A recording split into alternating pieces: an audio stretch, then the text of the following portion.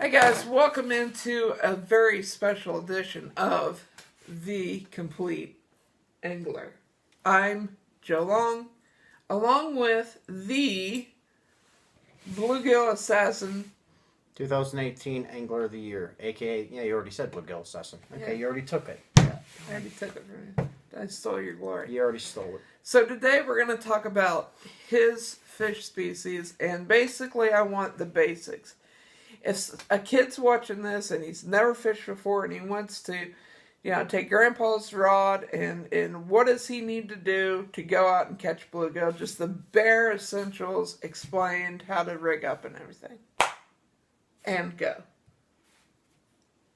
Well, see, we're winging it. This is a complete wing. You need a rod, a reel. If it's an absolute beginner, best thing to do is take someone with you in the first place that might know a little bit about it. Usually a closed-faced reel. Right. It will always that's the easiest thing. Don't go open-faced. No, because trust me, it can be a pain sometimes. Really all you need is a bobber, a hook, and a worm. Okay, so you're going to go to the store, you're going to get a couple bobbers probably, and you can get like a little round assortment of hooks, all different sizes. That's probably you want a medium. You don't want the big hooks. You don't want the small, you don't want the little tiny. Medium size, kind of in between your biggest and smallest. Right. Somewhere in there is the best way to go. But if you're bluegilling, it doesn't hurt if you got some real smaller hooks too. Well, you don't want to go absolute, really, like, there's tiny. There's like some that are that big. Yeah, that ain't gonna do. Yeah, they're stuff. not gonna do you nothing. And then go and get a fresh carton of worms from your fishing supply store or your local carryout. Gas stations. A lot of them will have them if you're more in a rural area. Yeah, like we are. Mm-hmm. A little. Whenever you want a small weight as well. Yes. When you have your bobber and you just have a hook and worm and you cast it out there, the worm will sit on the top. If it's hot out, I'm telling you right now, you're not going to catch anything. You can sit out. And sometimes your bobber will be sitting like this, so if you put a little weight, it'll set it the right way. It'll set it up. It'll set it up right, or the bobber will set up right. You should probably drop it down. I usually go about 6 to 8 inches. Yes. That's about to a foot.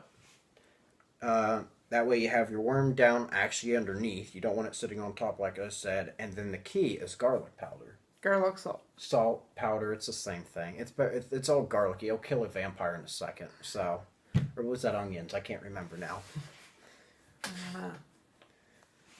Well, that's for another. That's another show. We'll do that for a vampire kill for our anti-vampire. That's the Dracula series. Yeah, we're doing that next time. So, I didn't think that's really the basics right there. All right, so good casting. You go and you rig up. You cast it out toward cover, like toward shoreline, branches, on trees or stuff that's fallen in. Now, do you let the bobber go all the way under? Or do you just let them kind of start taking it away and then... It just depends. It literally just... sometimes it'll go under but pop right back up. Mm-hmm. That's when you leave it. You leave it go. Because you'll know when it's a bigger... If it's a little fish, you'll see it kind of moving around popping and jiggling and, But if it looks like it's taken off for Mexico... As soon as it's going... That's what you... as soon as you just see it plunge under... You're gonna know right off. Set the hook. You're gonna know pull back, set the hook, you're gonna and want to set the hook, raise your rod up. And one thing I used to do when I was little, when I went very strong, down. That's a big thing. I would I'd set the hook and then I'd walk backwards up the bank. That's all. Because that puts me even higher. Mm-hmm. It gives me a little more. Rod tip always down. Always down. You're fishing. When you're fishing, yeah. But when you set the hook. Yeah, that's what I say. Because if you're already up and you're trying to set the hook, this is all you got. You're only going to get a half a hook set. So. Okay. I think we pretty much did old Mr. Bluegill service there and help some folks out. And if you catch a bluegill after you watch this and you learn... Oh, another thing. I want to, if you don't mind real quick. Okay, I don't know if you can see it real well. You might, if you don't mind, maybe leave. These fins up on top, if you don't mind zooming in, thank you.